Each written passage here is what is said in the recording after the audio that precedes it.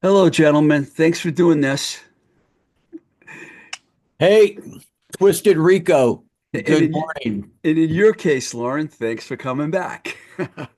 Thanks for having us both. I was going to bring this up later, but I might as well bring it up now. I watched the set that you guys played. I found on YouTube. I think it was the International Pop Overthrow show, IPO. It's good, Yes. man. I enjoyed it. Yeah, it's fun to play that festival because there's such a great mix of rock and pop bands that David who puts that festival on. So it's cool. I They, think I think Gabriel confirmed we're doing it in 2025 here too. Yes, we are. Yes, we are. We love the IPO. David Bash, right?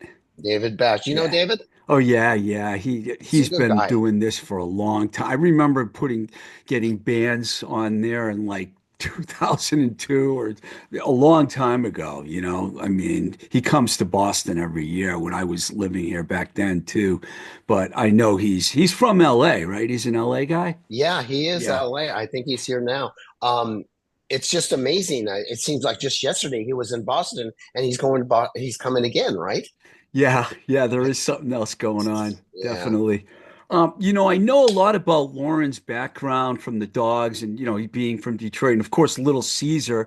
I was trying to find my autographed Little Caesar record this morning, but I waited too long to look for it because I was curious what you wrote on it when you signed my record, but I couldn't Wow. find it. But Yeah, don't ask me. I don't know. That seems like a lifetime ago, right? But Yeah, because you remember I was working at Metal Blade and we did like the marketing on yes, of that course. for Geffen. But Gabriel, talk about yourself a little bit because I don't know much about you and I'd like to other than this band. So talk about where you're from and You how you get. know, I was literally born in Chicago, but raised out here in Los Angeles, and music has always been just part of my life.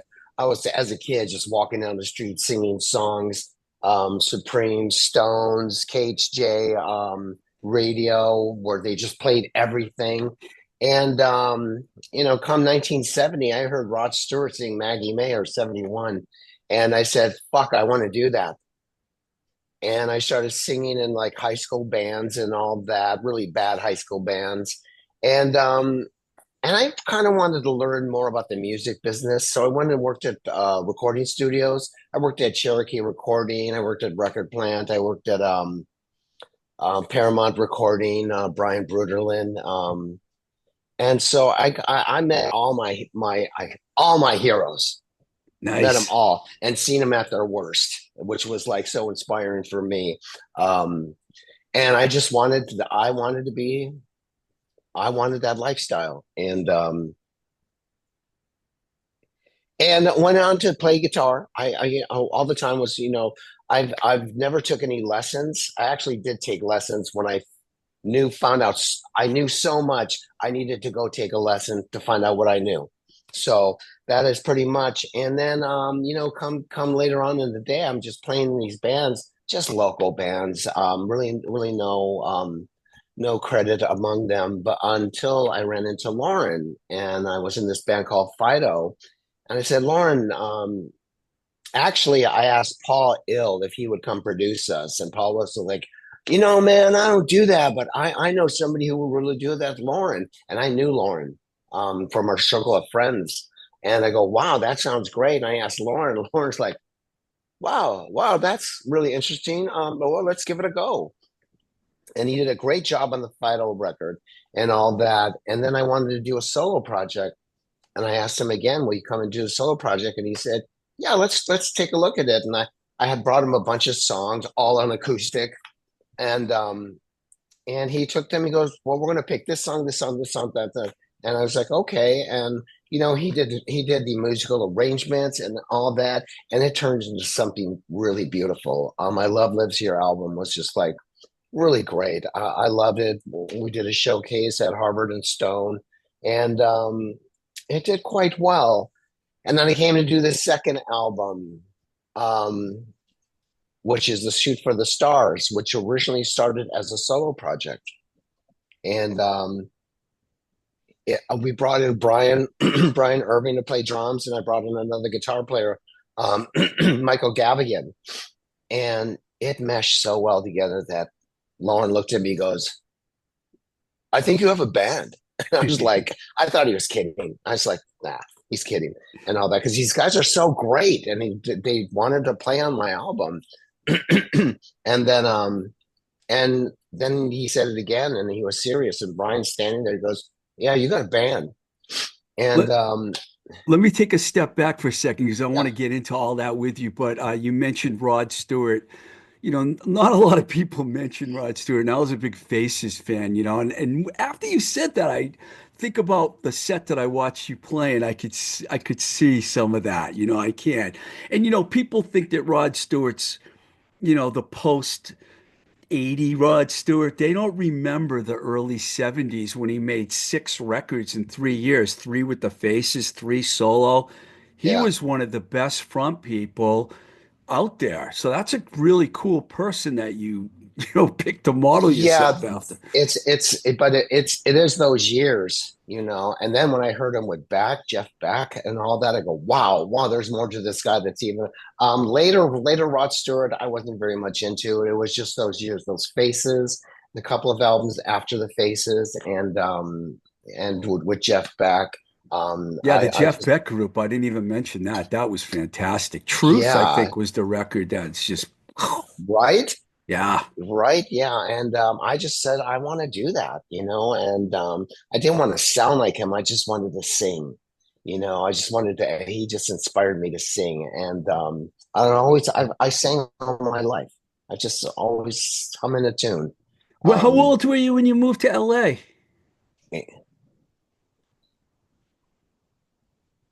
oh my God, I crawled here when I was like 2 years old. Um, Oh, okay. So you grew so so yeah, you didn't spend much time in I'd Chicago. consider myself a native. Right. Um, No, no, not at all, not at all. I was one, okay, you started to talk about it's so the band started off as a solo project. Is that what you were getting at My the solo. beginning? Uh-huh. Slamdinistas started off as a solo project for the Shoot for the Stars album. Those sessions was going to be another solo album until it was when Mike came in and Brian came in, and it just meshed so well together. And like I said, Loren looked at it and goes, "I think you have a band." It's like I'm like, yeah, okay, yeah, right. And it turned out to be a band, and everyone agreed, and we got signed to um, a record Label? label, and thank you. And they said under one condition, the whole band has to agree, and everyone agreed. And I was just like, "What the hell's going on here?" Was I this have a band Rumbar now. Rumbar Records? No, it was they're not in existence anymore. Die Laughing Records.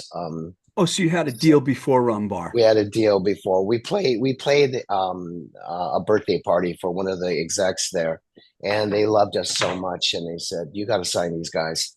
And we went with them for a while until they folded. Yeah, it was a good time. It was a really good start. You Um, know, I just wanted to throw something in. Gabriel, you were talking about the solo EP, and those songs, you brought in acoustically. We kind of, and it was the beauty of like why I was Yes. interested in working with Gabriel because there was a lot of stuff running from like I thought could be like the cult to the Smiths, just all sorts of stuff. And it was very eclectic, but in a very hip kind of new wave, kind of 80s new wave kind of way. Um, and the thing was, early on, when I met Gabriel, I met him when he was a booker at the Club Lingerie, which Steve, you know that oh place. Oh yeah. wow. Gabriel Johns That's, presents in the early 90s. And he always, Gabriel, Wow. I didn't put two and two together. Wow, okay. yeah. And Gabriel always put these eclectically but ultra hip cool bills together. And I didn't realize it then that, maybe I knew he sing or play guitar or wrote songs. I didn't really know for sure, but um after I started working with him, then he's like his tastemaker ideas about music reflected on the songs he wrote. And then fast forward to where he asked me after that EP to do what that album that turned into Shoot for the Stars. The songs were different. And you guys were talking about the faces, and I was starting to go, well, this is kind of sounding like pub rock, like mid '70s pub rock, a bit of that sloshy fall out of the pub, Rod Stewart and the Faces kind of stuff. And I also thought too, the world did not need another singer-songwriter. And I thought, and I suggested to Gabriel that this needs to be a band and, kind of be able to mingle with our peers in the LA indie rock scene. So, that's how the That Slamdinistas worked out. really came about. Okay. If I can interject here 1 second, Loren had a lot to do with this sound that came out on the Shoot for the Stars album. I mean, this was everything I dreamed of, but never thought I would attain because I'm not a producer. I just write the song. And Loren stepped in. She says, I'm going to do that. We're changing this. We're changing that. I was like this flower just blossoming. It was just like, wow, he gave me a sound, and That's he gave awesome. us a sound. Yeah. Loren, I give you a lot of credit for that. I can't just go right past Club Lingerie since you brought it up because I remember when I moved to LA at the end of 1983, it was one of the first rooms I went to. In fact, I just had a couple guys from the Del Fuegos on. Halfway he goes. I was talking about a show. I went there to see them, and David Lee Roth, Joe Strummer, and Paul Westerberg were all in the room that night. But there Wow. were only like 60 people there. It was really an unforgettable. I saw so many bands there. So you said the early 90s, the Nymphs were a band that I saw there a few times. Did you book those guys is that No, I came in at 94. okay? All right. I 94. was working right down the street at Sunset and La Brea at A&M during that time. Okay, okay. Did you know Bobby Carlton? Of course I know, but he Bobby Carlton passed was away recently, huh? he Yeah, it's just sad. passed away. Bobby Carlton just left. Johnny Indovina. Yeah, I know that name as well. Johnny Yeah. Indovina was working there, um, and he was involved. I think he was just taking off to do Dramarama. Um, yeah, it was kind of a transitioning phase, and I can't believe Curtin and the other guy they hired me right on the spot. Like I just went in there, said, "Hey, can I book your club?" And they're like, "Sure." That was a great room. I love that It was a room. great room, yeah. Awesome location too. And it didn't I mean, when did it close? It closed. Well, I stopped booking there about 97, 98 because hip hop came. Wow. And I was getting pushed out of there. And I started also about booking the Garage, which is now the Virgil over. I don't know if you remember the Garage. Yes. Another great place. So man, I had some great times there. Really great bands came through there for me. And I was doing that, and then hip hop came, and then there was another booker. A friend of mine bought the place, and he just made it into a dance place. It was hip hop and dance, and just yeah, I had to Because bow out. these bands are flashing through my head. The Minutemen I saw there, Texan Hmm. the Horseheads, Blood in the Saddle. I mean, I used to go Hmm. there a lot, and I saw a ton of bands there. Sorry, I had No to. worries, but please, I Um, love this. yeah, Yeah, the formation of the band, it's a great play on words and anarchy. What does it represent to you guys, and how'd you come up with the name? Lauren. you know, Brian Irving, our drummer, brought the idea in, and it is definitely a wordplay on, Clash's album and, Hmm. and the whole political thing from Central America. but his reasoning was um, that he wanted a name to like be as bold and brash as the band was starting to sound. Yeah. And, um, there's very few original names. I mean, if you get a band name and you do a search, you can get, hundreds of bands or, name the same name you have. And we did a search on Slamdinistas and nothing came up. Wow. Google actually freaked out because the word didn't exist. So we knew that, it was going to be a cool thing, and we just felt it represented the kind of anarchy spirit of our roots, and it was kind of different.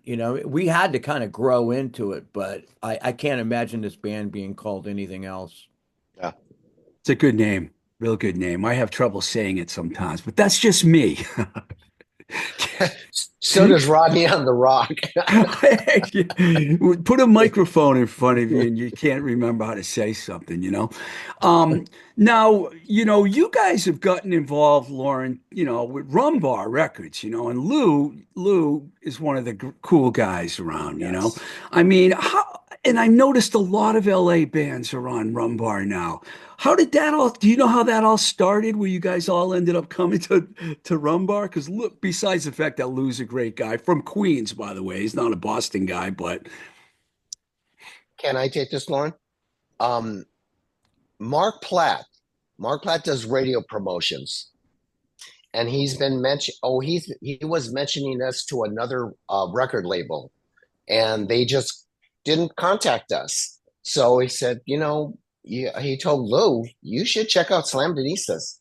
And Lou called me. No, Lou emailed me, and I was like, "Who the fuck is this?"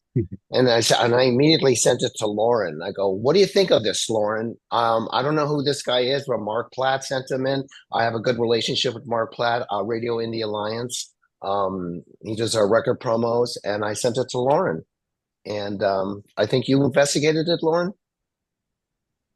You know what? I started doing some investigation, and I was aware of some of the other bands that he was doing, and the thing was, I think when I talked to him, Lou's enthusiasm for original bands was just like we all have that favorite record store we grew up with. You'd go in and the guy would go, "Hey man, check this out, this record." And his enthusiasm for just music in general was just, for a label had to be letting his guard down and being really enthusiastic about music was very refreshing. Yes. And he seemed very well connected. Beyond just putting your record out and with press people and his contacts. And but I think for me, that's why I brought other bands that I'm in to the label and made suggestions, as Gabriel has, to other people. That's why so many bands in LA, I mean, it's amazing. We've been thinking about there should be a Rumbar weekend out here because there's like 12 or 15 Rumbar bands in Southern California. yeah, I talked to Frank Meyer recently, and he's affiliated with Rumbar as well, I mean, and I know there's other bands too, so it's pretty cool. Now, there was a song, the first single you guys put out is an old song, and I was looking into this, and I think you had something to do with this, Loren. Texas Terry. I think you told me Yes. you were involved with Texas Terry before, and the song "Oh Yeah." It's a song that's from the early '90s, right? Oh yeah. I set that up good for you right there, didn't I? Yeah, well, hey, I'll pay you after this interview. Um, after Little Caesar broke up in the early 90s, I got well, I knew Texas Terry because I lived in the same rock and roll building, the Malaga Castle in Hollywood, which was pretty famous for a lot of indie musicians living there. But suggested that I talked to Terry, and she had ended her band, the Killer Crows, and put this new thing, Texas Terry Baby Bird. And yeah, we started, putting songs together, some choice covers from some really cool bands from Austin. She had some originals, and then I came up with the riff, and she wrote it rather quick. It ended up being a real standout song in our sets in the 90s when I played with her. And then fast forward to Slamdinistas, early days, we needed more songs to fill out our live performance. I think maybe when we went to New York, like in September, like we decided we needed more material, and Yes. I suggested, well, let's try this one. And Gabriel knew Terry from the 90s anyway, and the song always connected to me about being young and alive, carefree in Hollywood. Gabriel was there with the rest of us. And, we did it like on our first Slamdinista show, and the audience just connected with it. And it became like one of our songs, and stand Yeah. out in the set. So when we're getting ready to put the songs together for Wild and Restless, we had to put it in there. Yeah. Just you made it your own, basically. And that's how it sounds too. Where I Belong, first video from the album. By the way, people out there listening, the album is going to be out on April 25th, I believe, right? Yes. And Yes. we could talk about the Redwood Bar show, which is May 3rd. Let's talk about the album for a minute because you work with a guy who's a very well-known, familiar guy. I know him from 45 Grave, Paul Roessler, and he's been in a ton of bands over the years. What was it like working with Paul, and how did he help shape the sound of your second album? If I can just interject for something right there, I've been wanting to work with Paul. Shoot for the Stars. I wanted to go to Kitten Robot, but for some reason we ended up at Patrick's studio. Um, what was the name of the studio, Lawrence? It escapes me right now. Yeah, we went to Pawn Shop, and Pawn Shop. particularly because it was COVID when we did that album, and it was Yes. easier to do it at Pawn Shop. But go ahead, Gabriel. Yeah, but then I always wanted to work with Paul. I just saw all the other bands he was working with, and I told Lauren, and he says, "Well, we settled for Pawn Shop and all that." But when the new album came out, I go, "We have to do it at Kitten Robot." And Lauren was already working in the studio with Hollywood Stars, I think, at Kitten Robot, right, Lauren? Yeah, yeah. I kind of co-produced their Hollywood Stars album for Rumbar at Kitten Robot. And I've known Paul from back in, Hmm. years ago too, and respected him. But the way I saw that Paul Roessler worked with the Hollywood Stars, and I was just like blown away the way he's very kind of low key in the studio. But, I mean, I kind of got the vibe uh watching him work that I was getting the chance to work with a Brian Eno type caliber of a Wow. producer. And I like that. yeah, and the vibe at his studio is great. And so when we went in to start this record, it just continued, and it was even more, it was better than I expected it was going to be even. And Yes.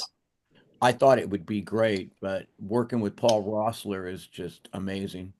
Yeah, he's worked with so many different genres too of rock, different, indie, heavy, he's real good.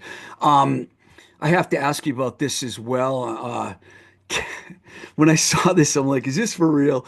Kevin Richardson from the Backstreet Boys does background vocals on the song Johnny Wallflower. How in the world did that happen?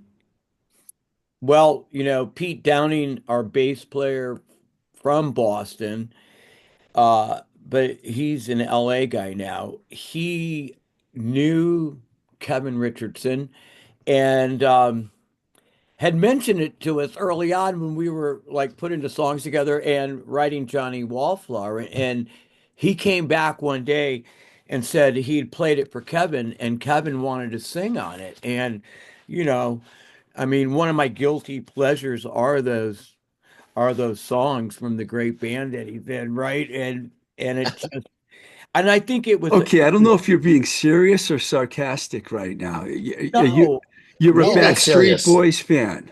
Yeah, yeah, it's definitely. I mean, my kids when they were growing up in the '90s loved that stuff, and now I hear it. It is a guilty pleasure, but I think for Kevin on that song, which is very Gabriel, you can back me up on this. When we started putting that song together, it was kind of like reminding me of David Bowie meets The Strokes meets Willie DeVille. Yes. And to Yes. get Kevin Richardson from the Backstreet Boys to sing on a song like that, I think he really wanted to be able to be a part of it because that's not what he's known for. And Right. he did an amazing job on that. So Yeah. kudos to Did you him. guys hang around with him a lot? We didn't even see him. Oh, he No, just came in and did the background vocal. no, he worked with Pete and Paul Rossler on that, I believe. So it just, the way Okay, good question, Lauren. Did he even go to Kitten Robot and do it, or did he do it in his um studio? he might have did it at his studio. I don't really know. All I know is the end result is It's there. yeah. And that's all that matters because we can talk about this on podcasts. It's a great topic without a Yeah. doubt.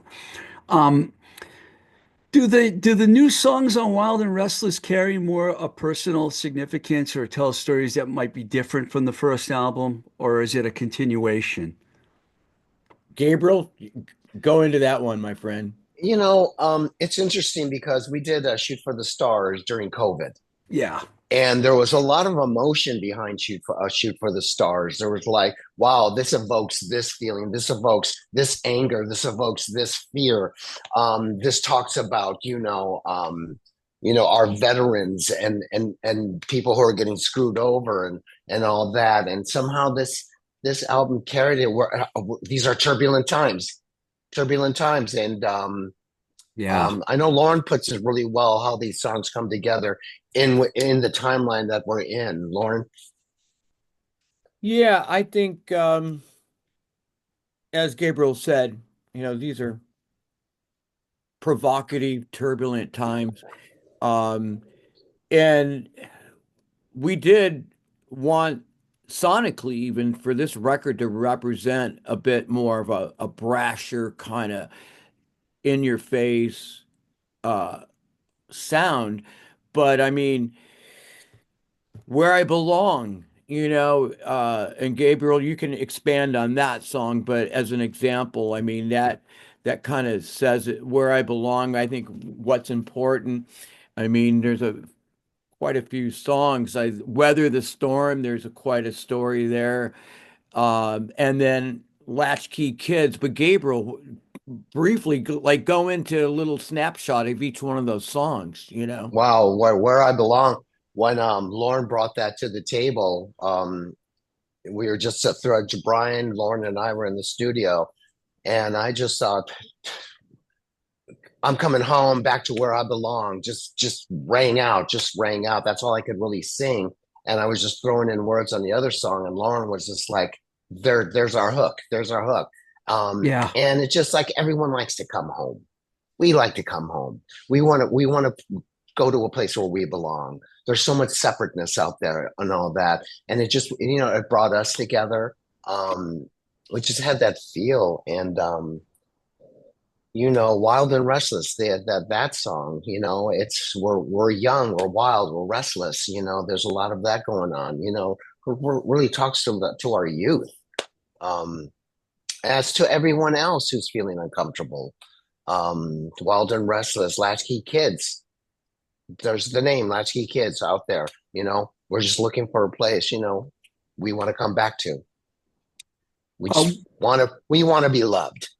When Lauren says turbulent times, he could be talking about our political state. But what I'm thinking about is I was in LA in October and I'll be back there in May. And what has happened in between with the fires and everything.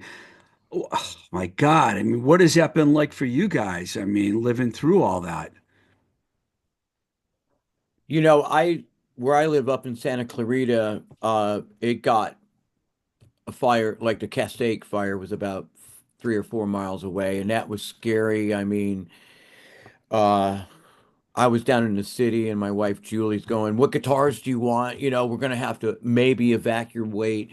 And it is really sad for all the people in the Altadena fire and the Pacific Palisades fire. I mean, I think there was like 12,000 homes that were Yeah. people lost, and um, it was, and we've all lived out here for many decades and seen fires and the Santa Ana winds come through in October, but in January, which is typically the rainy season, to have Santa Ana type winds be on steroids because it was like 100-mile-an-hour winds. Crazy. Yeah.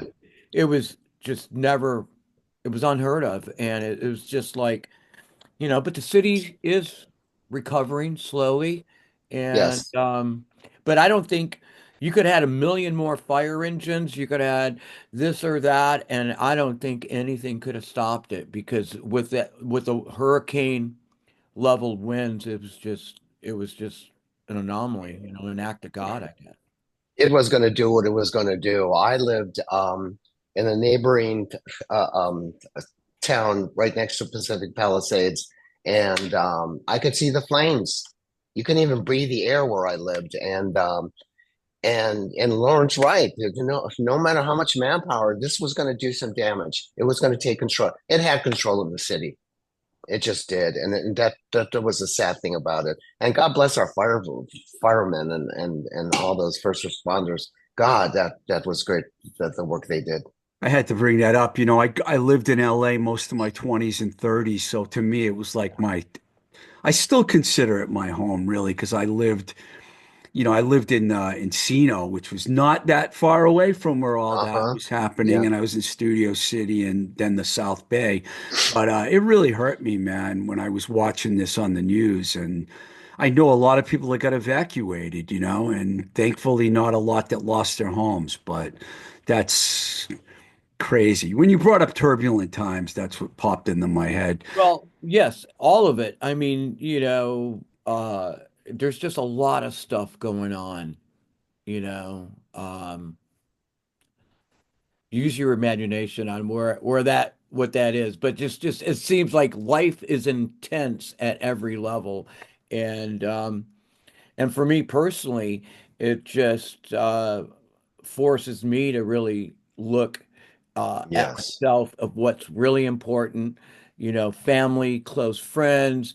And I think, Gabriel, you can chime in on this. I think that's where a lot of these songs and this record really kind of is our thoughts and feelings about how we all survive, tough times and good times.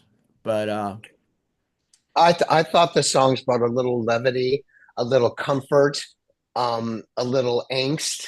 It brought a lot of what people were feeling, a lot of what I was feeling.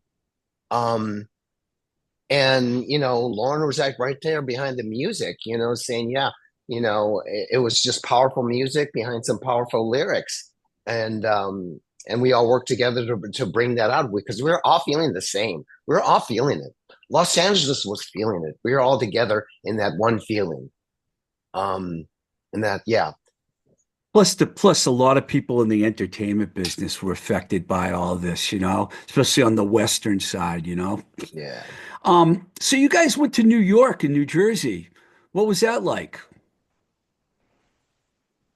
Lauren, um, it was good. I mean, after I'd lived in New York, in the 70s with the Dogs, it was good to go back with the Slamdinistas.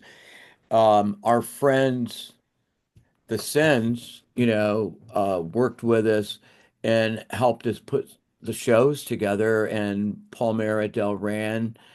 And it was great. I mean, when you're in LA, you're kind of in a vacuum, and it's LA is definitely not New York City. And Yeah.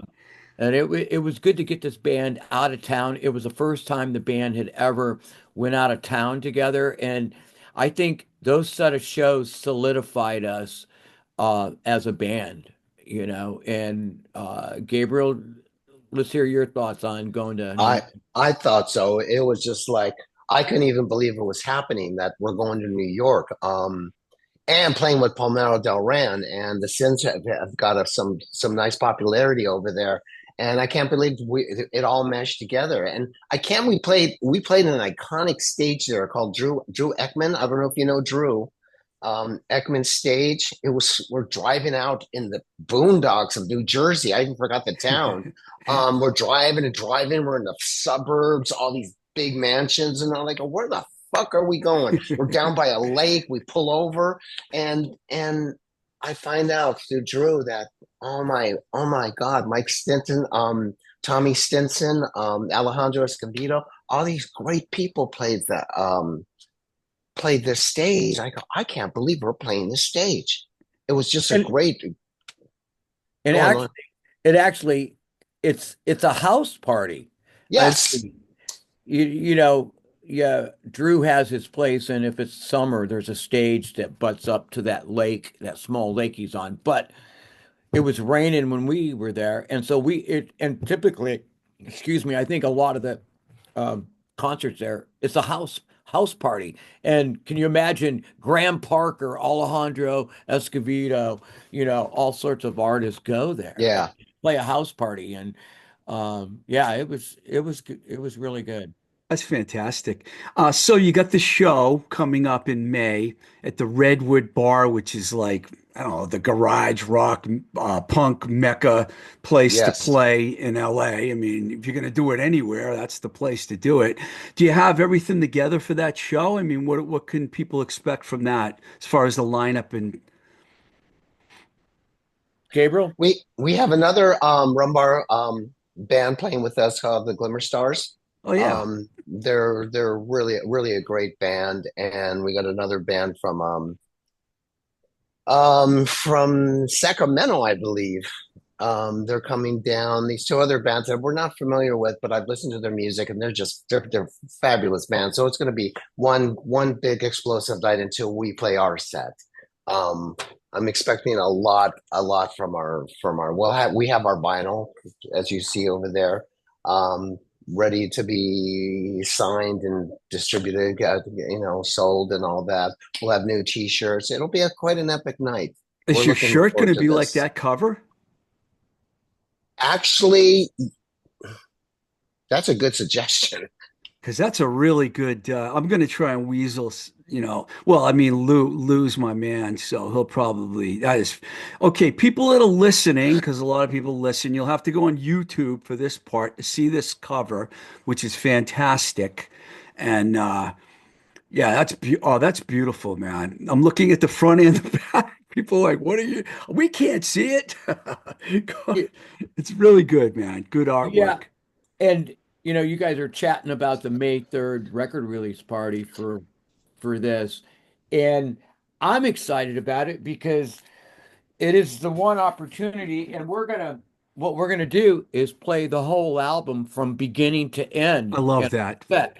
So, which you never get the chance because you think, oh well, we'll play two or three songs off the new record and play our other stuff, but screw that. We're gonna just play the album from beginning to the end. So, That's cool. uh, we're in midst of heavy rehearsals to actually, because some of these songs that we've never played live, so we're in the midst of rehearsals to be able to get the vibe that Paul Rossler helped us get on this record, and pull those songs off live. So That's fantastic. Yeah, it's good. Um, It's going to be exciting. so is there a long-term goals for the band? I know, we're talking about a record that's coming out in April and a show in May. What's the plan after that? I think the plan is that, the band is so great that, we all get along really well. Um, I'm excited to see where it's going to be moving forward. I know all of us have songs. I have a lot of songs, and Loren has a lot of songs. And each of us are willing to contribute and create something new, while maintaining the whole Slamdinistas vibe. I don't know. What do you think, Loren? You know, in regards to the current new record that's coming out, um, the band still is rather new to the world, Yes, and we're just exposing it. And, we're trying to put together an East Coast, Midwest tour. And ultimately, I think this band, and there's a lot of fans in Europe and stuff. So we're trying to sort out when and how we can get to Europe because I think yes, we'll all come together over there for our fans, new fans, and for the band. So, and I've been over there several times, and I know this band would do quite well over there. So Absolutely. And that's what plus, our hopes are. yeah, plus this band's perfect for like Detroit, Boston, Chicago, New York. I Yes. mean, garage rock, garage punk, however you want to call it, with a little bit of faces added in there. It's perfect for the this climate. And you know that, Lauren. I don't have to tell you that. You've done it already. Yeah, but as we all know, with the economics of indie rock and roll and on the road, I mean, to us, any band that can pull off a tour, may it be regional or cross country or let alone get to Europe, it's a major feat. Yeah. Major, yes, there is no such thing as tour support anymore. I don't care what label you're on. And so, you know, but bands have always found a way to buy a new amplifier, a new van, or they find a way to make it happen. And I'm sure we'll figure that out because we have to go play. It's just yes, live music for the audience, for the bands, and yeah, we'd like nothing more than to hit, Cleveland, Detroit, Cleveland, that's another one. Yeah. Chicago, Pittsburgh, back to New York, and of course Boston, play Massachusetts, where you're from, right? Yeah, Originally. Lou will put together like a massive show for you here. So, yes. and Exactly. he's good. He's very good at that. There's no question. Um, I like what you guys are doing, man, and I appreciate you taking the time to talk to me and my listeners. And I wish you nothing but the best of luck, man. And I'm behind you.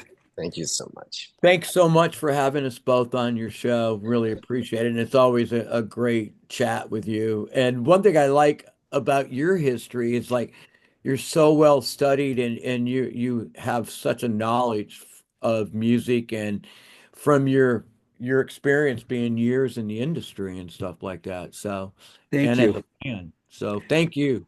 Yeah, Yes, thank you, Steve. Thank you so much. I was gonna say before that it's too bad you didn't take some of the extra Little Caesar money and stuff it in your back pocket, and then 20 years later you could use it to go on tour. Because I know What? Little Caesar got a lot of money, man. Yeah, you know what? That is such I mean, that's true. I mean, on paper, we got signed for over $1 million, but as every other band that gets signed, you don't get any money. I mean, Yeah, managers, lawyers, I'm Uncle, joking. I was joking, Uncle man. Sam, you know, but yeah. Hey, guys, I hope you do make it out west, and maybe I'll even see you guys in California one of these days. So thank I you hope so. very Awesome. much. All right, guys. Take care. Thank you, Thank you. Steve.